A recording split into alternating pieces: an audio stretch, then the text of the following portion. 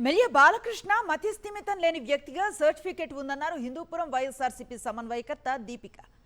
ఎన్నికలలో పోటీ చేయడానికే బాలకృష్ణ అనర్హుడా అంటూ విమర్శించారు.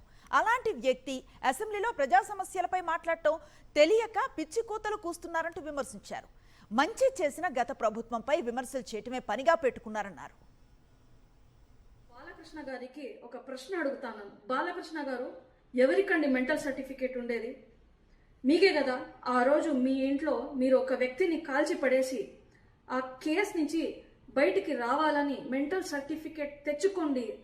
ఎవరండి? మీరే కదా ఆ రోజు తెచ్చుకోండి ఆ మెంటల్ సర్టిఫికేట్.